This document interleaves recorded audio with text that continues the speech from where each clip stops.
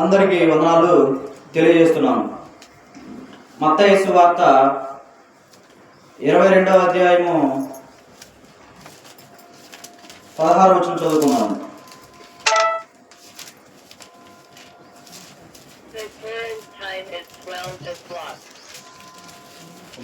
మత్తయి సువార్త 22వ అధ్యాయము 16వ వచనం. బోధకుడా నీవు సత్యవంతుడవై ఉండి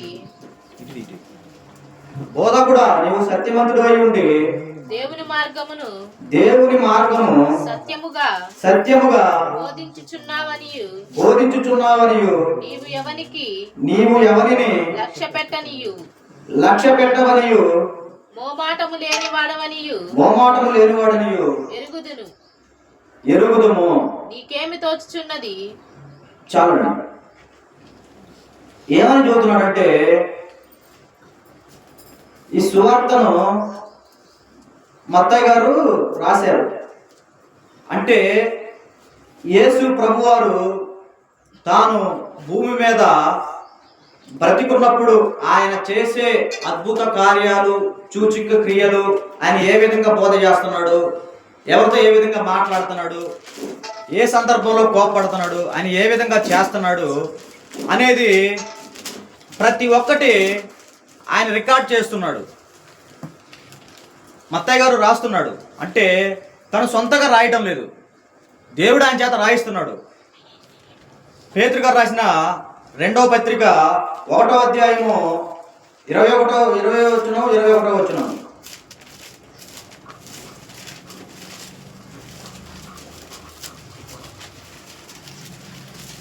పేతురు గారు రాసిన 2వ పత్రిక 1వ అధ్యాయము 20వ వచనము 21వ వచనము 218 పేజీ నెంబర్. ఒకడు తన ఊహను బట్టి చెప్పుట వలన లేఖనములో ఏ ప్రవచనము పుట్టదని మొదట గ్రహించుకొనవలెను. ఏలయనగా ప్రవచనము ఎప్పుడును మనుషుని ఇచ్చను బట్టి కలుగలేదు గాని మనుషులు పరిశుద్ధాత్మ వలన ప్రేరేపింపబడిన వారై దేవునికి మూలముగా పలికిరి. ఒకడు తన ఊహను బట్టి, అంటే ఒక వ్యక్తి తాను ఊహించుకొని సొంతగా చెప్పుట వలన లేఖనములు, అంటే బైబిల్లో వాక్యంలో ఏ ప్రవచనము పుట్టదని మొదట గ్రహించుకొనవలెను. ప్రవచనము అంటే ఏమిటంటే భవిష్యత్తులో ఏమి జరగబోతుంది, ముందున్న రోజుకి ఏం జరగబోతుంది అనేది దేవుడు తన ప్రవక్తలకు చెప్తాడు. ప్రవక్తలు ప్రజలు చదువుతారు, ఇశ్రాయేలు ప్రజలు చదువుతారు. ఏం జరుగుతుందంటే ఇర్మియా గారు చెప్పాడు. ఏం చెప్పాడంటే ఇర్మియా గ్రంథం 31వ వచనంలో, ఇదిగో నేను యోధా వారింటితోనూ ఇశ్రాయేలు ఇంటి వారితోనూ కొత్త నిబంధన చేయ దినములు వచ్చుచున్నవి అని అన్నాడు. చూద్దాం, ఇర్మియా గ్రంథము 31వ అధ్యాయము 31వ వచనము.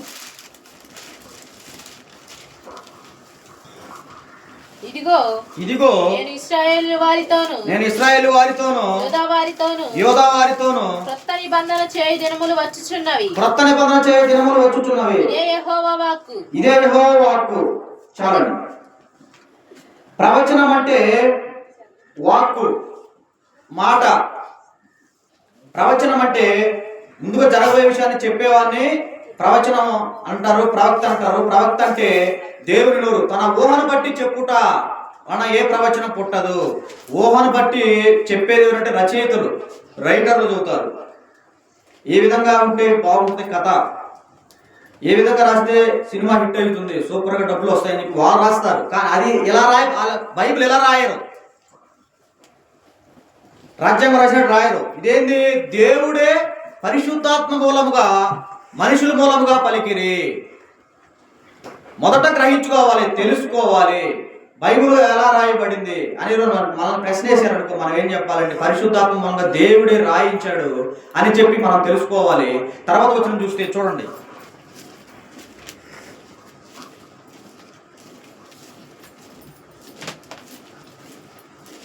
పేతురు గారు రాసిన 2వ పత్రిక 1వ అధ్యాయము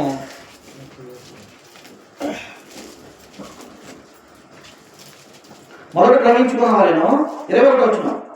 ఏలయనగా ప్రవచనం ఎప్పుడును మనుషుని ఇచ్చను బట్టి కలగలేదు కానీ మనుషులు పరిశుద్ధాత్మ వలన ప్రేరేపింపబడిన వారై దేవుని మూలముగా పలికిరి. మనుషుని ఇచ్చను బట్టి, ఇచ్చ అంటే కోరిక, వాంఛ, తలంపు, వాటిని బట్టి కలుగలేదు కానీ మనుషులు పరిశుద్ధాత్మ వలన, అంటే ఆ సమయంలో దేవుడు వారితో మాట్లాడాడు. ఈ విధంగా చెప్పు ఇర్మియా నువ్వు ప్రజలకి, ఈ విధంగా చెప్పు మీక యేసు ప్రభు వారు బెత్లెహేములో పుడతాడు అని అప్పుడు మాట్లాడాడు.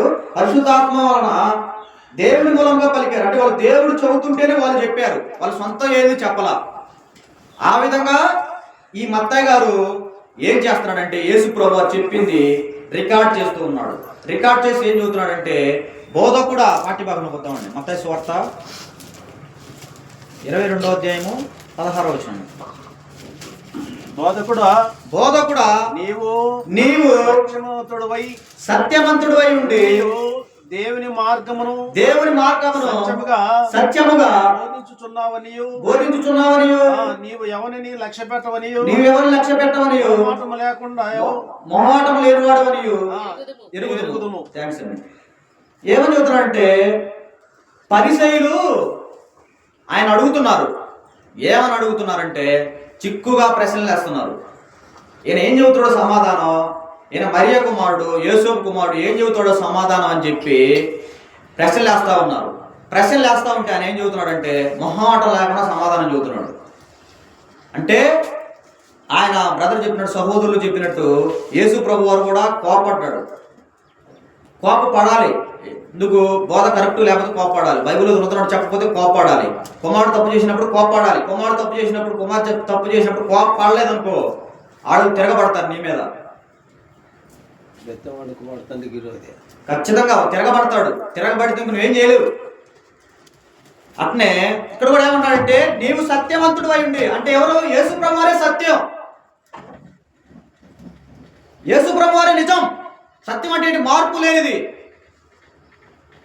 నేను చెప్పడం కాదు, బైబిల్లోనే ఉంది. యోహాను సువార్త 14వ అధ్యాయం 14వ 6వ వచనం. సత్యమందు నీ వారిని ప్రతిష్ఠ చేయము, నీ వాక్యమే సత్యము. అవును, యోహాను సువార్త సత్యమందు ప్రశ్నించుము, నీ వాక్యమే సత్యము. అది 17వ వచనము 17వ అధ్యాయం 17వ వచనం. 14వ వచనం చూద్దామండి. 14వ వచనం 6వ వచనం.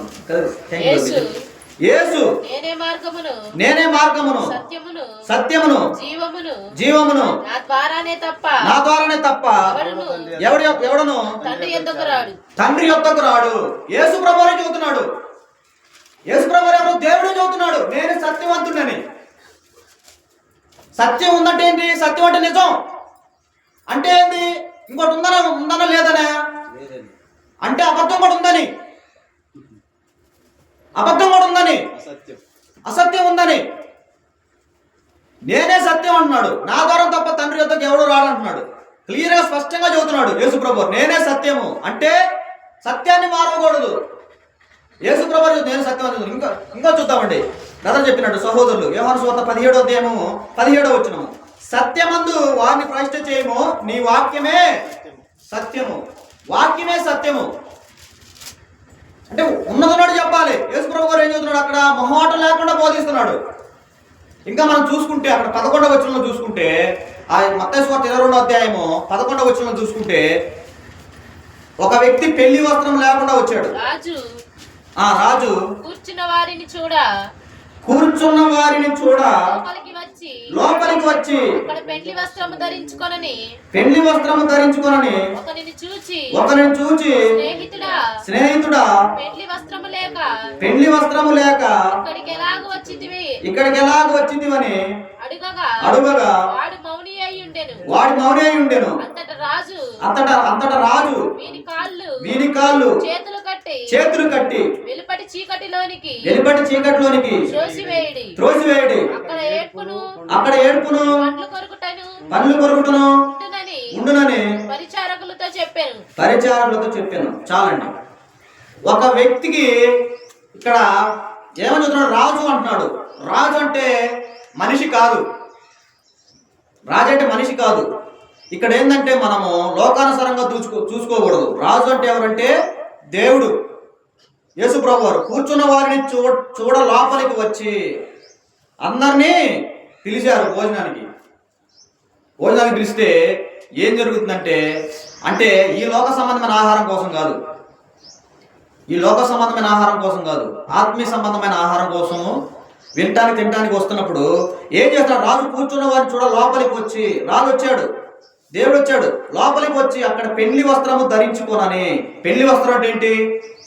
మనం వేసుకునేది ఇది కాదు, మనం వేసుకునే చొక్కా పెంట కాదు. పెళ్లి వస్త్రం అంటే ఏంటంటే మారు మనసు లేదు, బాప్తిజం లేదు. ధరించుకొనని అంటే అతను మారు మనసు పొందలేదు, బాప్తిజం పొందలేదు. ఒకరిని చూచి అతన్ని చూచాడు.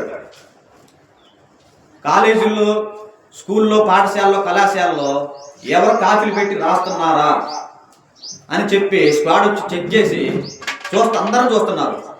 అలాగే ఇక్కడ కూడా ఇతను ఏం చేస్తున్నాడంటే, ఇతనికి మారు మనసు ఉందా లేదా, బాప్తిజం ఉందా లేదా అని రాజుగారు చూస్తున్నాడు.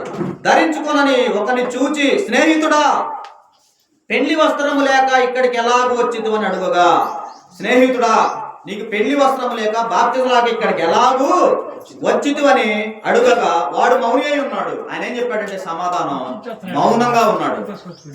సమాధానం చెప్పలా, మౌనంగా ఉన్నాడు. అంతటా రాజు నాకు దేవుడు యేసుప్రభు వారు ఏమంటున్నాడంటే, వీని కాళ్ళు చేతులు కట్టి వెలుపటి చీకటిలోనికి త్రోసివేయుడి, అక్కడ ఏడుపును పండ్లు కొరుకుట ఉందని పరిచారకులతో చెప్పాను. అంటే ఇక్కడ ఏంటంటే, ఇక్కడ సమయం సందర్భం ప్రతి ఒక్కడికి పాప క్షమాపణ, మారు మనసు, బాప్తిజమము ఉంటేనే పరలోకానికి అర్హులు. పాప క్షమాపణ, మారు మనసు, బాప్తిజం లేకుండా లోకంలో ఎట్టబడుతుంటే, చచ్చిపోతే నువ్వు ఎట్టబోతావు పరలోకానికి? ఇక్కడ అదే చెబుతున్నాడు. ఆయన చెబుతా పరిచారకులు ఇంక అడుగుతున్నాడు, ఇంత కఠినంగా మొహమాట లేకుండా బోధిస్తున్నావు, నువ్వు సత్యవంతుడు అని చెప్పి అంటున్నారు పరిచారకులు. ఇంత కఠినంగా మొహమాట లేకుండా బోధిస్తున్నావయ్యా అని చెబుతున్నాడు. కానీ నేటి సమాజంలో మారు మనసు లేకుండా, బాప్తిజం లేకుండా చనిపోతే పరలోకం పోతుందని చెబుతున్నారు సువార్థికులు, సేవకులు. అరే యేసు ప్రభు కన్నా వీళ్ళు గొప్పోలు. మరి అంటే యేసు ప్రభు చెప్పింది అబద్ధం, దేవుడు ఎక్కడైనా అబద్ధం ఆడతాడా? దేవుడైతే అబద్ధం ఆడాడు. దేవుడు చెప్పిందే నిజము అని క్లియర్గా స్పష్టంగా చెబుతున్నాడు. ఇంకా చూద్దామండి, మార్కు సువార్త 16వ అధ్యాయము 16వ వచనం. నమ్మి బాప్తిజం పొందినవాడు రక్షించబడును, వానికి శిక్ష విధించబడును. నమ్మని వానికి శిక్ష విధింపబడును. యేసు ప్రభువే చెబుతున్నాడు, నమ్మి బాప్తిజం పొందాలి, నమ్మని వానికి శిక్ష విధింపబడును. అంటే నమ్మకపోతే శిక్ష అనేది ఉంటది. మరి నమ్మకుండా, బాప్తిజం పొందకుండా చనిపోతే పరలోకం పోతే నువ్వు ఎలా చదువుతావు? నీకు ఎలా ఉంది? నీకు రైట్ ఎవరిచ్చాడు? నీకు హక్కు ఎవరిచ్చారు? నీకు ఎవరిచ్చారు? అది దేవుడు చెప్పాడా నీతో? దేవుడితో మాట్లాడా? దేవుడు నీకు చెప్పాడా? దేవుని కార్యములన్నీ సంపూర్తి అయి ఉన్నవి. ఎబ్రిలో రాసిన పత్రిక 4వ అధ్యాయం 3వ వచనం, దేవుని కార్యములన్నీ సంపూర్ణమై ఉన్నవి. అంటే అన్ని అయిపోయినాయి, ముద్రించి ఇచ్చేసాడు బైబిల్. ఇంకా క్రైస్తవుడు అవ్వడానికి మార్గం ఉంది, సువార్థికుడు అవ్వడానికి మార్గం ఉంది, మారు మనసు పొందడానికి, బాప్తిజం పొందడానికి మార్గం ఉంది. ఎలాంటి వారు పరలోక పోతానికి మొత్తం ఇచ్చేసాడు. మొత్తం ఇచ్చేసిన తర్వాత నువ్వు దీనిలోనే తీసి ఏం పర్లేదు బాప్తిజం లేకపోయినా పరలోక పోతాం ఎలా చదువుతావు? ఎలా చెప్పగలవు? నువ్వు ఎక్కడుందో లేఖన వాక్యం. మా పెన్నాన్న గారు చనిపోయినప్పుడు ఆ బ్యాప్టిస్ట్ ఇతను పరలోకం పెట్టని చెప్పి ప్రార్థన చేసిండు. జరిగింది, రియల్గా జరిగింది. నేను అడిగాను, క్వశ్చన్ చేసి, ఎవరు ప్రశ్న చేయలేదు. అంత అయిపోయిన తర్వాత పాస్టర్ గారు రాండి అన్న, మారు మనసు లేకుండా, బాప్తిజం లేకుండా ఎలా పోతారు అని లేఖనం చూపిమను. నాకు టైం అయితే టైం అని చెప్పి వెళ్ళిపోయిండు. చూపించాలి కదా, ఆధారం ఉండాలి కదా. ఇప్పుడు ఒక పొలం ఉందంటే ఆధారం ఉండాలి, ఒక ఇల్లు ఉందంటే ఆధారం ఉండాలి. మరి ప్రతి ఒక్క దానికి ఆధారం ఉండాలి కదా. అలా మారు మనసు లేకుండా, బాప్తిజం లేకుండా పరలోకం పోవాలంటే ఇక్కడ దాకా రానవసరం లేదు. మీరు ఇంత కష్టపడి కూర్చోవడం ఏడా, నడువులు ఇప్పుడు పుట్టుకుంటా అవసరం లేదు. ఇప్పుడు కష్టే ఫలన్నారు కదా, కష్టపడితేనే కదా ఒక రూపాయి సంపాదించుకునేది, మనం ఆహారం తినేది. అలాగే సువార్త కూడా అంతే, కష్టపడి పని చేయాలి, కష్టపడి సువార్త చెప్పాలి, ఉన్నదన్నట్టు బోధించాలి, మొహమాటం లేకుండా బోధించాలి. వాడేమనుకుంటావు, ఈడేమనుకుంటావు, వాడు డబ్బులు ఇడేమో, ఈ డబ్బులు ఇడేమో. దేవుడు పోషించడా? దేవుడిని పోషించడా? ఆకాశ పక్షులు విత్తము కోయవు, వాటిని పోషించే నిన్ను పోషించడా? యేసుప్రభువు వారు అలా బోధించాడు కాబట్టి ఆయన మీద ద్వేషం పెంచుకున్నారు, పగ పెంచుకున్నారు, చంపేయాలని చూశారు, చంపేశారు, సిలువేపించారు. మొహమాటం లేకుండా బోధించాడు. అయినా కానీ ఆయన మొహమాటం లేకుండా నీతి నిజాయితీకి భయపడకుండా బోధించాడు. ఎవరు లక్ష్య పెట్టలేదు. వాళ్ళు ఏమనుకుంటారు, వీళ్ళు ఏమనుకుంటారు, వాళ్ళు అది వీళ్ళు ఇదేరు. దేవుని విశ్వాసం, దేవుని మీద నమ్మకుంటే నేను బతికించడా? ఏం చచ్చిపో, పరలోకం పోతావు. లోకేంత ముగించాలి కదా ఎప్పుడో కానీ. భూమి మీద ఉంటారా ఎవరో స్థిరంగా? ఎవరు ఉండరు, ఒకరోజు వెళ్ళిపోవాల్సిందే. కాబట్టి మొదటి వ్యక్తి మొహమాట లేకుండా బోధించాడు యేసుప్రభు వారు. అలా బోధించాలి. ఒక పొరపాటును బోధించాలి, సహోదరుడు చెప్పినప్పుడు సరి చేసుకోవాలి. అలా బోధించాలని చెప్పి అబద్ధం ఆడకూడదు. అలా అబద్ధం ఆడావనుకో, నువ్వు మనుషులతో దేవునితో అబద్ధం ఆడుతున్నావు. ఎక్కడ పోతావు నువ్వు? అబద్ధకుడు అయితే నరకానికి పోతావు. ప్రకటన గ్రంథం 21వ అధ్యాయం 8వ వచనం. ప్రకటన గ్రంథం 21వ అధ్యాయం 8వ వచనం. కాబట్టి మొదటి పాయింట్, మొహమాటం లేకుండా బోధించాలి. యేసుప్రభువు వారు మొహమాటం లేకుండా బోధించాడు. 21వ అధ్యాయము 8వ వచనము.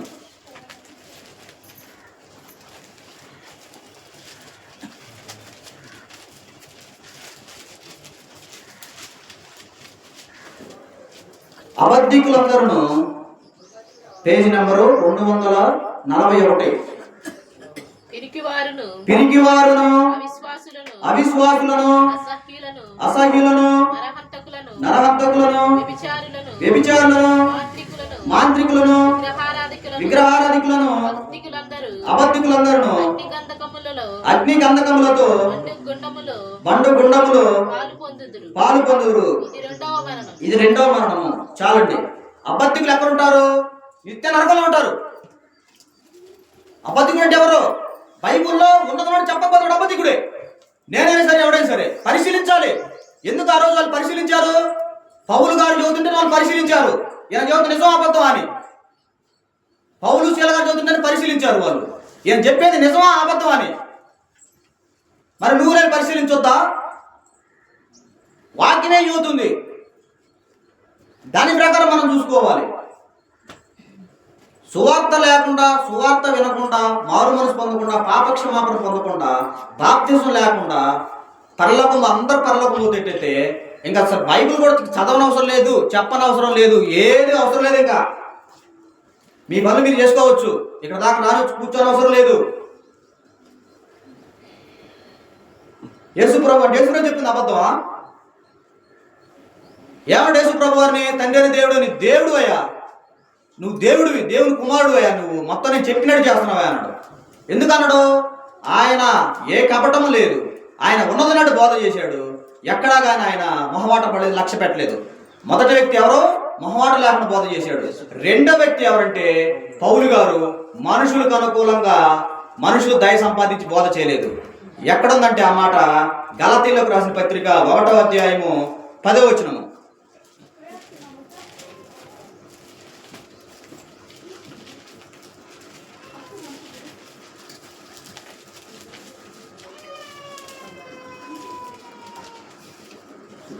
Page number 168. ఇప్పుడు నేను మనుషుల దయను సంపాదించుకొని చూచుచున్నానా, దేవుని దయను సంపాదించుకొని చూచుచున్నానా? నేను మనుషులను సంతోష పెట్టు కోరుచున్నానా? నేను ఎప్పటికీ మనుషులను సంతోష పెట్టువాడనైతే క్రీస్తు దాసుడును కాకే పోదును. ఈ గలతీలో ఉన్న సంఘము వారికి పౌలు గారు మంచి సువార్త చెప్పాడు. ఏ సువార్త చెప్పాడంటే ఆరోగ్యకరమైన సువార్త చెప్పాడు, క్రీస్తు సువార్తను చెప్పాడు, క్రీస్తు బోధన చెప్పాడు. ఆరోగ్యకరమైన బోధ క్రీస్తు సువార్తను చెప్పాడు, ఉన్నదన్నట్టు చెప్పాడు. చెబితే వాళ్ళు ఏం చేశారంటే భిన్నమైన సువార్త తట్టు తిరిగారు. ఇప్పుడు మనం తిరిగినట్టు, మన సహోదరులు తిరిగినట్టు ఏం చెప్పాడు? బైబిల్లో ఈ సంఘం ఉంది, ఈ సువార్త ఉంది. సువార్త అంటే ఇది, మారుమనసు అంటే ఇది, బాప్తిజం అంటే ఇది అని ప్రతి ఒక్కటి వివరంగా చెప్పుకుంటూ వచ్చాడు పౌలు గారు. చిన్నపిల్లలకు బోధించినట్టు బోర్డు మీద రాసి మరి చెప్పుకుంటా వచ్చాడు. వాళ్ళకి చిన్నపిల్లలకు అర్థమయ్యేటట్టు చెప్పుకుంటూ వచ్చాడు. అంత కష్టపడ్డాగని పౌలు గారు ఏం చేస్తారంటే వాళ్ళు భిన్నమైన సువార్త అటు తిరిగారు. భిన్నమైన సువార్త అంటే ఏమిటి? బైబిల్లోనిది లేనిది చెప్పటం, బైబిల్లోని ఒకటి కలపటం, ఒకటి తీసివేయటం. అలా భిన్నమైన సువార్త అటు తిరుగుట నాకు ఆశ్చర్యం అగుచున్నది. ఇంత కష్టపడి చెప్పాను, మళ్ళీ మీరు ఇంత భిన్నమైన సువార్త తిరుగుతున్నారు. అయినను నాకు ఆశ్చర్యంగా ఉంది, నాకు ఆశ్చర్యం అగుచున్నది అన్నాడు. అది క్రీస్తు సువార్తను చెరపగోరిది, క్రీస్తు సువార్తను చెరపగోరుతుంది ఆ భిన్నమైన సువార్త. ఏమన్నాడు? ఇప్పుడు నేను మనుషుల దయను సంపాదించుకోనా చూస్తున్నాను. అంటే మనుషులకు అనుకూలంగా బోధ చేస్తానా, మనుషులకు అనుకూలంగా వాళ్ళ ఇష్టానుసారంగా చెబుతానా? ఏమి కాదు. నువ్వు పాపం చేసినా కానీ ఏం కాదు, నువ్వు బోధ మార్చినా కానీ ఏం కాదు అని నేను అనుకూలంగా దయను సంపాదించుకొని చూస్తున్నానా? దేవుని దయను సంపాదించుకొని చూచుచున్నానా? అంటే దేవుని దయ అంటే దేవునికి ఇష్టానుసారంగా దేవుడు చెప్పినట్టు చేస్తున్నానా? నేను మనుషులను సంతోషపెట్టుచున్నానా?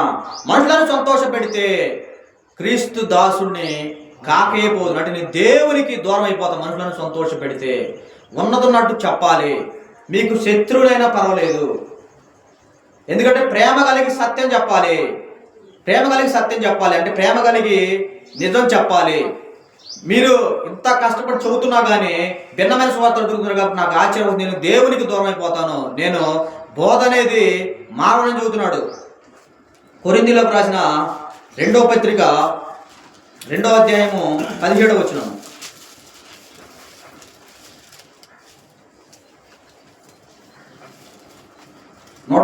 Page number 160. కాబట్టి ఇంటి సంగతులకు చాలిన వాడెవడు? మేము దేవుని వాక్యమును కలిపి చెరిపడి అనేకుల వలె ఉండక. చాలండి. కాబట్టి ఇంటి సంగతులకు చాలిన వాడెవడు? మేము దేవుని వాక్యమును కలిపి చెరిపేడి వారి వలె. అపొస్తలులు అంటే పౌలు గారితో పాటు సువార్త చేసిన వాళ్ళు దేవుని వాక్యాన్ని కలిపి చెరపట్లేదు. అంటే ఉన్నదన్నట్టే చదువుతున్నారు, ఉన్నదన్నట్టే బోధిస్తున్నారు. ఈ విధంగా సువార్త ఉంది, ఇది చేయాలి, ఇది చేయకూడదు అని చదువుతున్నాడు. అనేకుల వలె ఉండక, అంటే లోకంలో కూడా కలిపి చెరిపేడి వాళ్ళు ఉన్నారు. అంటే అప్పటి నుంచే మొదలైంది. ఆదిమ సంఘంలోని మొదటి శతాబ్దంలోనే మొదలైంది. వెళ్ళి ఏం జరుగుతుందంటే కలిపి చెరుపుతున్నారు. కలిపి చెరిపితే దానివల్ల చాలా నష్టపోతాం. అయితే చూస్తున్నాం, ఆయన కలిపి చెరిపే వాళ్ళే ఉండక నిష్కపట్యము గలవారును నీతి చేతి గలవారును దేవుని వలన నియమింపబడిన వారమై ఉండి క్రీస్తునందు దేవుని ఎదుట బోధించుచున్నాము. క్రీస్తునందు దేవుని ఎదుట బోధించుచున్నాము. ఈ విధంగా బోధ చేయాలి, ఈ విధంగా చేయాలని స్పష్టంగా క్లియర్గా చెబుతున్నాడు. అలా కాకుండా మనం అలా చేసిన బట్టే దేవుని దృష్టికి మనము దూరం అయిపోతాము, నిత్యనాకానికి పోతాము. అయితే మూడో వ్యక్తి ఎవరంటే యోబు గారు.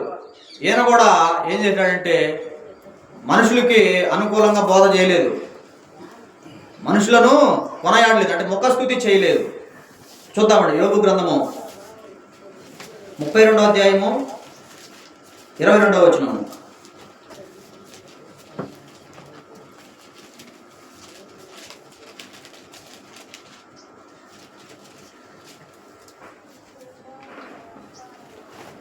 యోబు గ్రంథము 32వ అధ్యాయము 22వ వచనం. నేను ఎవరికి ముఖస్తుతికై బిరుదులు పెట్టను, ముఖస్తుతి చేయుట నా చేత కాదు. అట్లు చేసిన ఎడల నన్ను సృజించిన వాడు నన్ను శీఘ్రముగా నిర్మూలము చేయును. నేను ఎవరికి ముఖస్తుతికై బిరుదులు పెట్టను. ముఖస్తుతి అంటే ఏంటంటే మనుషులను కొనియాడటం. అతను అబద్ధాలు చెప్తున్నా అతను కొనియాడతాడు. ఎక్కడో ముఖస్థుతి అంటే అర్థం యోధా పత్రిక 1వ అధ్యాయము 16వ వచనం. ముఖస్థుతి అంటే అర్థం చూద్దామండి.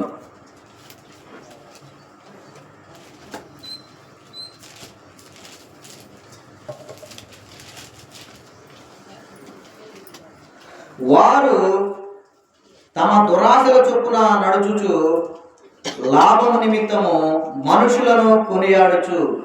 అక్కడ కొనియాడుచు అనే ఇక్కడ టారేసి ఉంది, లేక ముఖస్థుతి చేయుట. అలాగ మనము ముఖస్థుతి చేయకూడదు. ముఖస్థుతి చేసినట్టే దేవుడు ఖచ్చితంగా నిర్మూలన చేస్తాడు. నిర్మూలన చేశాడా లేదా? చేశాడు. ఎప్పుడు చేశాడు? కరోనా వచ్చింది 2019 2020లో చాలా మంది సువార్థికులు చేయకులు లోకయాత్ర ముగించారు. ఎందుకు ముగించారు? బైబిల్లో ఉన్నది లేని మొత్తం చదువుతున్నారు. అన్ని మిక్సింగ్. ఒక గ్లాసు పాలల్లో కొంచెం విషము చుక్క వేయండి, పాలు అవుతాయి? విషం అవుతాయా? విషమే అవుతాయి. అంటే 99 సత్యం ఉన్న ఒక పాయింట్ తీసుకొచ్చి అబద్ధం కలిపినా కానీ మొత్తం అబద్ధం అయింది. మిక్సింగ్ కలపకూడదు కదా, మిక్సింగ్ కలపకూడదు. సత్యం సత్యమే, అబద్ధం అబద్ధం. మిక్సింగే. ఒరిజినలే, డూప్లికేటే. ఇప్పుడు అన్ని ఫేక్ నోటుకి ఒరిజినల్ నోటికి డూప్లికేట్ నోటికి తేడా లేదా? నకిలీ దానికి ఒరిజినల్ దానికి ప్రతి ఒక్క దానికి ఉంది. అలాగే బోధ కూడా కలిపి చెరిపేడు వలే ఉండొద్దు. ఉంటే నిర్మూలం చేస్తాడు. ఆల్రెడీ నిర్మూలన చేశాడు. అయినా కానీ జనాలకి ఏంటంటే తెలియట్లేదు, బుద్ధి రావడం లేదు. అది ఏంటిది? కేవలము ఒక్కసారి హెచ్చరిక, మార్చుకుంటారని, సరి చేసుకుంటారని, ఉన్నతనాడు చదువుతారని. అయినా కానీ బుద్ధి రావడం లేదు. నువ్వు చదువుతున్నావు, విశ్వాసం ఉండాలి. నువ్వు చదువుతున్నావు ఇతరులకి, నీకు విశ్వాసం ఏది? నువ్వు సువార్తికి నీకు విశ్వాసం ఏది? విశ్వాసం ఉండాలి, నమ్మకుండా నువ్వు చదువుతున్నావు, నీకు విశ్వాసం ఏది? నువ్వు ఉన్న బైబుల్ లేని చదువుతూ మళ్ళీ విశ్వాసం ఉండాలని చదువుతూ, మరి నీకేది విశ్వాసం? ముందు నీకు ఉండాలి కదా విశ్వాసం. నువ్వు నమ్మి చెప్పాలి కదా. దేవుడు ఏదో విధంగా పోషిస్తాడు. కాబట్టి మనం ఏం చేయాలంటే యేసు ప్రభువులాగా మొహమాటం లేకుండా బోధ చేయాలి. రెండోది ఏం చేయాలంటే మనుషులు దయ కోసం బోధ చేయకూడదు, మనుషులకు అనుకూలంగా బోధ చేయకూడదు. మనుషులకు అనుకూలంగా బోధ చేస్తే వాడిని ఏమంటారంటే అబద్ధికుడు అంటారు. అబద్ధికుడు ఎక్కడుంటే నిత్య నరకంలో ఉంటాడు. ఏం చెబుతాడంటే బైబిల్ మొత్తం అయిపోయినాక ప్రకటన గ్రంథంలో జరిగే విషయాలు మొత్తం యోహాను గారు రాస్తున్నాడు. ఈ ప్రవచన వాక్యములను విను ప్రతి వానికి నేను సాక్ష్యం ఇచ్చేది ఏమనగా వీటిలో నుండి ఏది తీసివేద్దు, ఏది కలపొద్దు. చూద్దామండి. ప్రకటన గ్రంథం 22వ అధ్యాయము 18-19 వచ్చిన చూద్దామండి.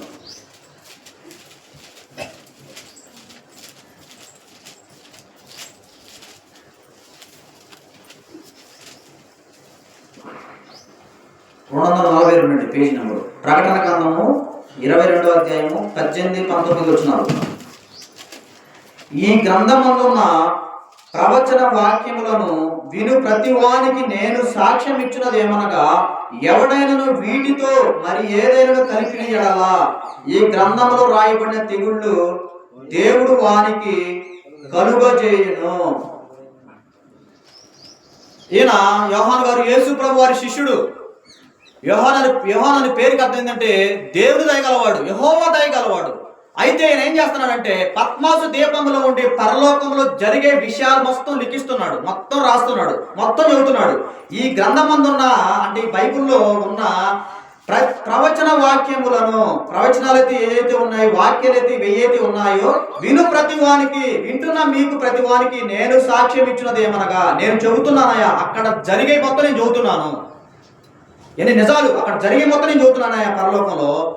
ఎవడైనా వీటితో మరి ఏదైనా కలిపిన ఎడలా, ఇంకేదైనా కలిపితే ఈ గ్రంథంలో రాయబడిన తెగుళ్ళు వారికి కలుగు చేయను. ఈ గ్రంథంలో ఇన్ని రోగాలైతే ఉన్నాయో అవన్నీ మీకు వస్తాయి అని క్లియర్గా చెబుతున్నాడు.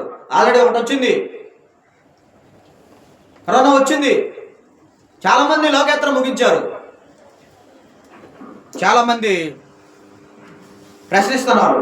ఏమని ప్రశ్నిస్తున్నారు? సువార్థికులు సేవలకి రోగాలు రావుగా మీరు ఎందుకు చచ్చిపోయారని ప్రశ్నిస్తున్నారు.